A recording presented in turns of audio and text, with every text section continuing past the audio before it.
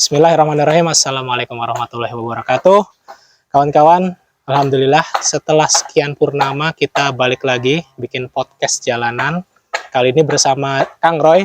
Assalamualaikum Kang Roy, gimana kabarnya? Waalaikumsalam warahmatullahi wabarakatuh. Alhamdulillah. Baik, sehat ya. Sehat. Dan info sedikit teman-teman, kita sekarang tuh lagi berada di Klaten, ada di Kastalan Dalam Suryang Laga namanya gitu. Dan di sini ada Johnstow Horseback Archery Training Center. Nah, Kang Roy, ini mungkin bisa dijelaskan dulu itu Kastalan tuh apa sih? Ini kan bahasanya asing banget. Kalau teman-teman lihat di map Google Map, itu ada tulisannya Kastalan. Ya. Itu apa? Kestalan ya. Kastalan. Ya, jadi Kestalan itu adalah tempat latihan berkuda yang kuno begitu ya, dulunya begitu. Oke. Jadi berasal dari kata kaistalan. Kaistalan, kemudian pengucapannya menjadi kestalan. Kestalan. Kalau stable lah begitu ya. Stable. Kemudian jadi di sini tempat kita belajar berkuda, mulai dari perawatan, grooming, kemudian riding ya di sana, terus kemudian di belakang juga ada track untuk HBA begitu. Track untuk HBA.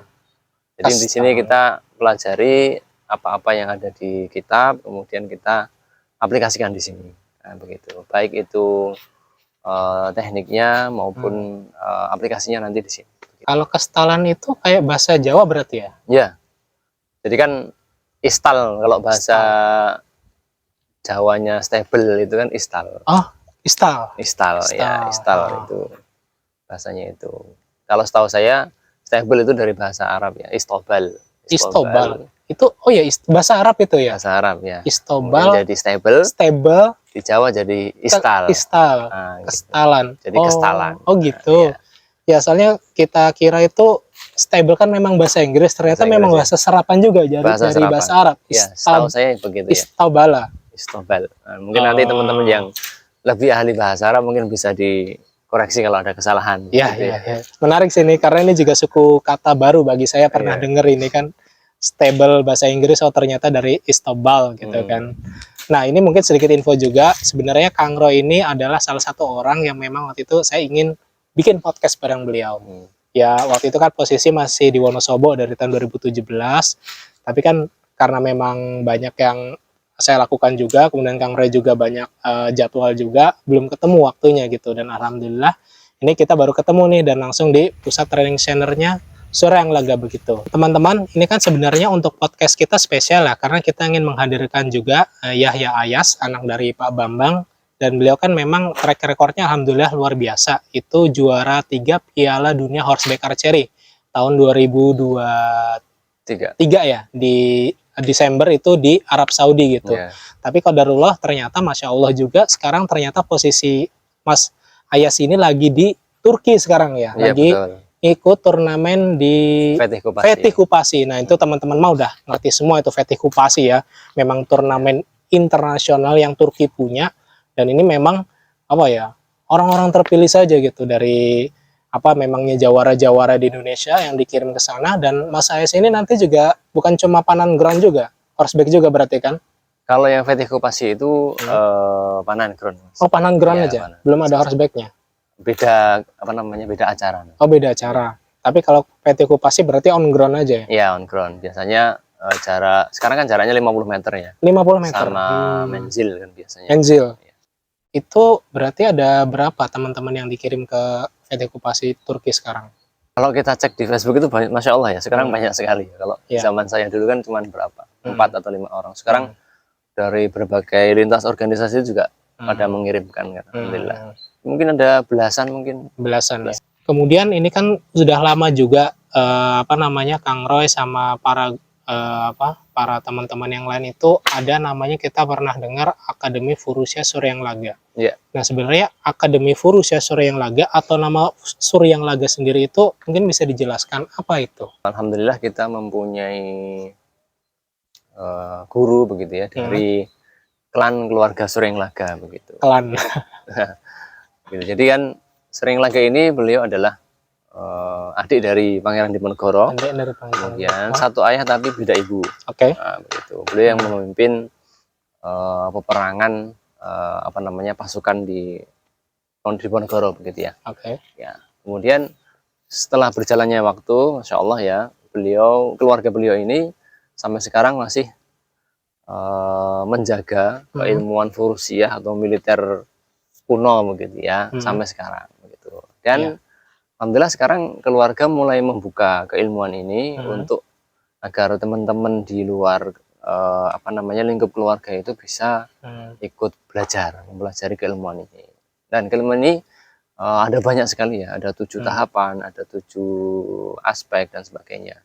Itu yang insya Allah nanti akan kita bedah bersama-sama. Suryang Laga ini kan berarti digunakan ketika perang di Penogoro dulu ya. Dan nama Suryang Laga sendiri tuh kayak dulu kita belajar sejarah di buku-buku sejarah SD, SMP itu nama itu belum pernah dengar gitu, seakan asing gitu. Iya, betul. Tapi ternyata baru dibuka juga faktanya bahwasanya Pangeran Suryang Laga ini adik dari Pangeran Diponegoro tapi beda ibu. Beda ibu begitu ya. Jadi memang ketika pertama kali pecah perang Jawa itu ya, Pangeran Diponegoro diserang oleh Belanda di Keraton Tegalrejo. Pangeran Diponegoro bersembunyi, melarikan diri di Gua Selarong. Ya, di Bantul. Insya Allah kapan-kapan kita ke sana. Siap. Kemudian keluarga keraton yang pertama kali menyusul Pangeran Diponegoro ke Selarong adalah adiknya, yaitu Pangeran Suryang Laga ini, ditemani oleh 40 mandung atau 40 pengawal pribadinya beliau. Nah, begitu. Kemudian, nah ini cerdasnya Pangeran Diponegoro. Jadi di dalam babat Diponegoro itu tidak semua tokoh-tokoh penting yang ada di dalam pasukannya itu dia tulis. Begitu ya. Karena ini untuk menjaga agar nama-nama itu tidak muncul ke permukaan dan diburu oleh Belanda. Termasuk Pangeran Suryang Laga sendiri. Pangeran Suryang Laga ini disembunyikan oleh Pangeran Diponegoro agar gerakannya itu tidak terendus oleh Belanda. Oleh penjajah. Seperti itu. Kenapa namanya Suryang Laga? Apakah karena Pangeran Suryang Laga ini memang belajar langsung mempelajari keilmuan itu dari mana gitu? Apakah memang temurun-temurun dari kerajaan atau dia ada keilmuan lain dari tempat lainkah beliau belajar bersama pangeran yang lain begitu? Ya. Jadi sebenarnya keilmuan Furusiah atau militer itu seperti zaman sekarang ya. Misalnya keilmuan militer itu hanya dimiliki oleh sekarang ya polisi, TNI atau TNI atau polisi begitu ya. Dan tidak boleh dipelajari oleh rakyat biasa. Contoh misalnya kita bawa AK-47 di tengah jalan ya otomatis nanti kita ditangkap polisi. Betul. Sama dulu ketika zaman-zaman kerajaan itu orang yang membawa senjata, misalnya bilah, panjangnya itu lebih dari 2,5 jengkal atau 1 lengan ini, itu maka dia dianggap kayak sekarang orang bawa AK-47. Nah, gitu. Jadi ada standar kemiliteran yang hanya boleh dipelajari oleh lingkup istana dan itu dipelajari oleh keluarga kerajaan sama prajurit reguler kerajaan. Nah, begitu. Kalau rakyat kecil ya bolehnya bawa arit, bawa ya senjata-senjata yang biasa digunakan untuk pertanian. Untuk pertanian. Tapi kalau senjata-senjata yang sudah panjang maka itu sudah termasuk senjata militer. Yang lebih dari 1 lengan tadi? Ya, tidak boleh lebih dari 1 lengan. Kalau lebih dari 1 lengan, itu sudah masuknya ke senjata militer. Tapi ngomong-ngomong keilmuan militer ini, Suryang Laga ini, runutan keilmuannya dari mana sih? Gitu? Ya, jadi kalau di kitab Suryang Laga disebutkan bahwa sebenarnya tadi ya, saya sebutkan bahwa ini adalah keilmuan militer kerajaan, bukan militer bukan keilmuan rakyat biasa. Dia dulunya adalah kerajaan-kerajaan awal yang masuk di Indonesia.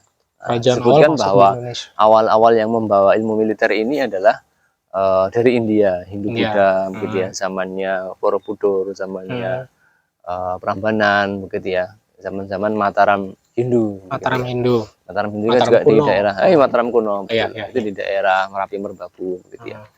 Itu kemudian setelah itu masuk keilmuan itu disebut sebagai Danur Veda atau keilmuan panahan dari India, begitulah ya.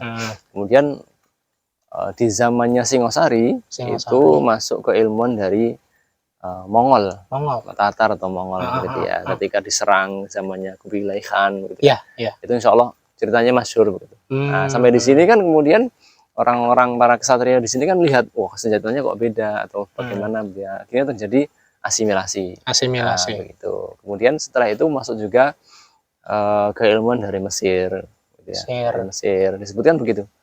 Dan yang terakhir itu di zaman Mataram Islam masuk keilmuan Furusiah dari Turki.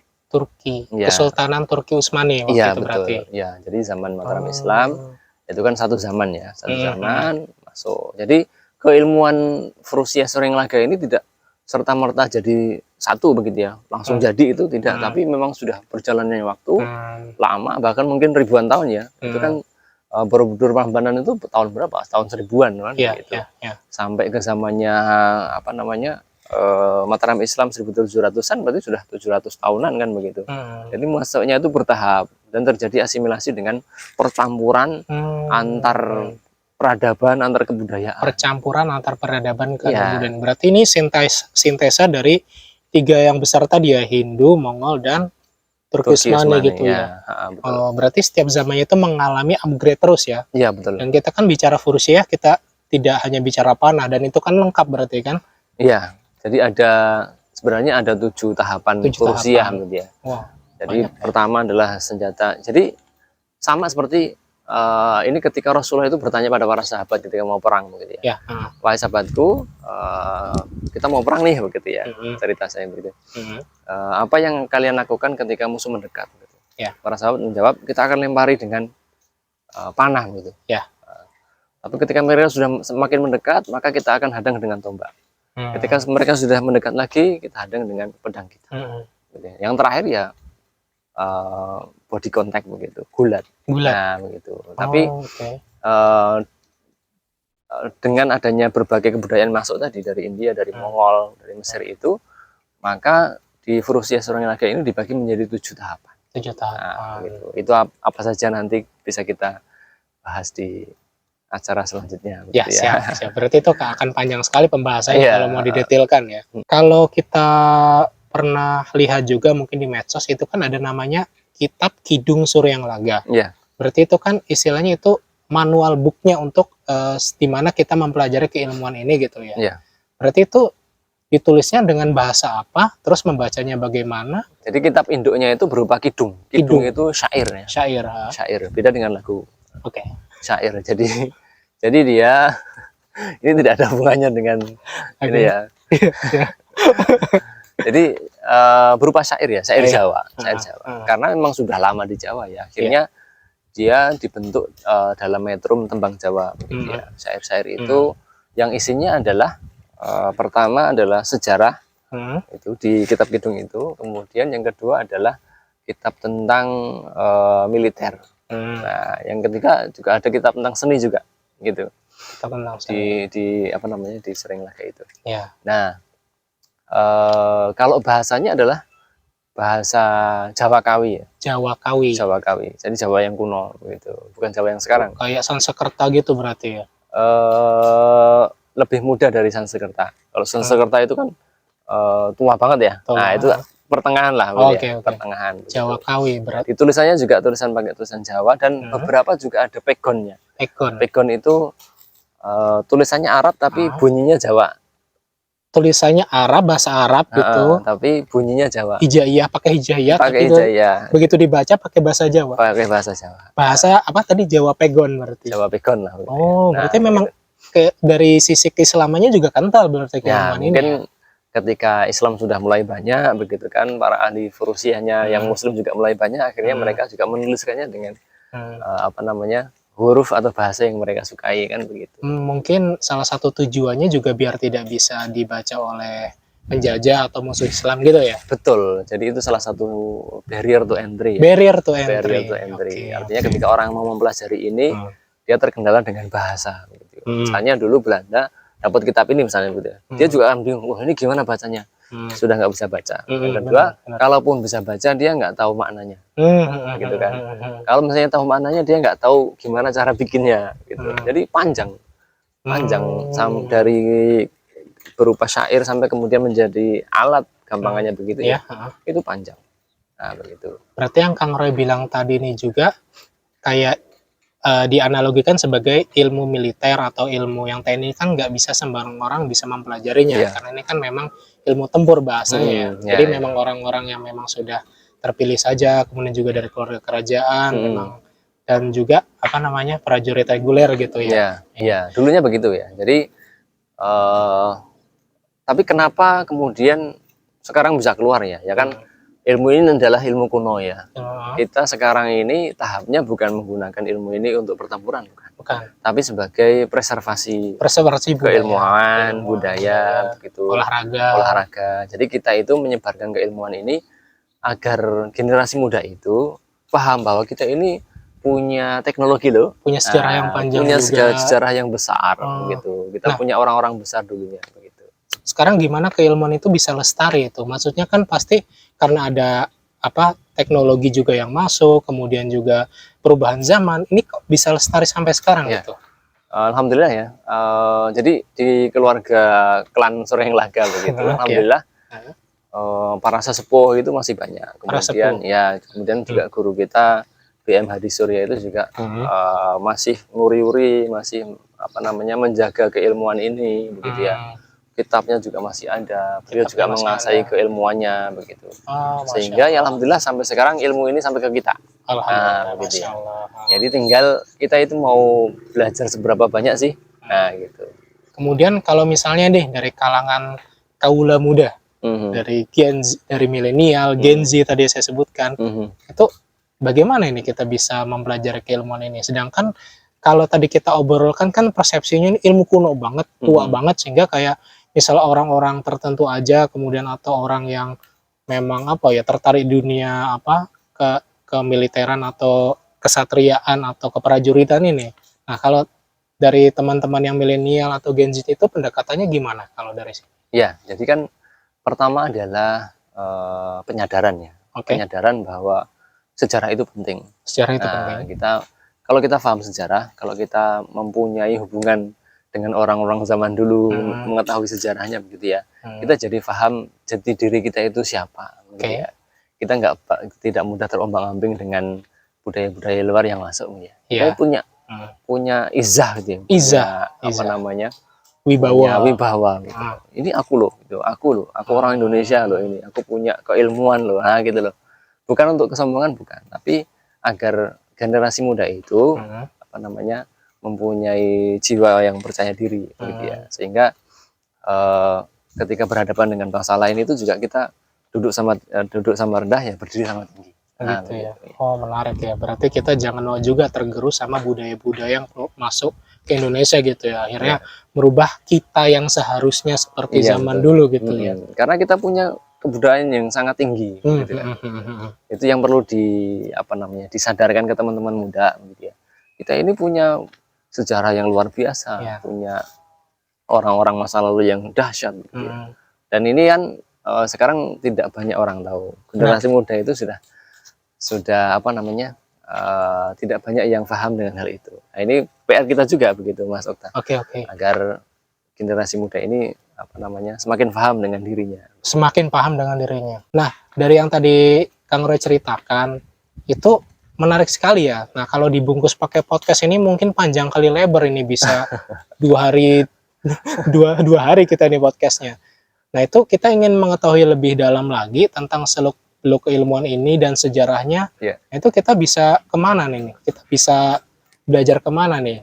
Ya, insya Allah 8 Juni besok, insya Allah kita akan hadir di Darussunnah, di kompleks Eko Pesantren Darut Tauhidnya Agim itu. Di Bandung. Kita akan mengadakan apa namanya, seminar nasional lah. Seminar nasional. Kita akan bedah kitab ini, gitu ya. Kita akan bedah kitab ini, apa sih isinya, begitu ya. Terus kemudian bahasanya seperti apa, bentuknya seperti apa. Mungkin teman-teman kan pada penasaran gitu ya. Ini kitab Sureng Laga ini bener nggak sih? Ada nggak sih? Gitu kan. Bentuknya seperti apa sih ya? Nah, insya Allah nanti kita akan bahas di situ. Ya. Kemudian nanti apa namanya, kita bahas juga isi di dalamnya itu apa saja. Kemudian apa saja yang bisa kita akses, begitu kan. Apa saja yang bisa kita pelajari di situ. biar teman-teman ini terbuka lah gitu. Oh, ternyata kita punya keilmuan ini toh. Iya. Misalnya panah ada berapa itu, ada 7 tahapan juga, ada hadafiah, ada syariah, ada furusiah, macam-macam. Itu yang nanti akan kita bahas di situ ya. Berarti jangan lupa tanggal 8 Juni di Darussunnah Pesantren Darut Tauhid ya, Eko Pesantren Darut Tauhid di Bandung. Nanti bisa baca aja apa caption dari video ini, baca aja deskripsinya, nanti lengkap informasinya di situ bagaimana kita akan mengadakan seminar nasional. Seminar nasional, insya Allah. Ada pagelaran artefak juga ya. Untuk... Insya Allah nanti kita akan bawakan, jadi masih banyak artefak di Kasatrian atau di tempat guru kita begitu. Nanti insya Allah akan kita bawa beberapa yang unik-unik begitu ya. Menarik. Yang tidak ada di internet. Begitu kita bawa ke sana biar teman-teman tahu, oh ternyata ada senjata seperti ini toh zaman dulu gitu ya. Ini fungsinya apa gitu. Karena kadang kita tahu sesuatu yang kuno tapi kita nggak tahu fungsinya. Benar, insya Allah nanti kita akan bedah di situ semuanya. Sip.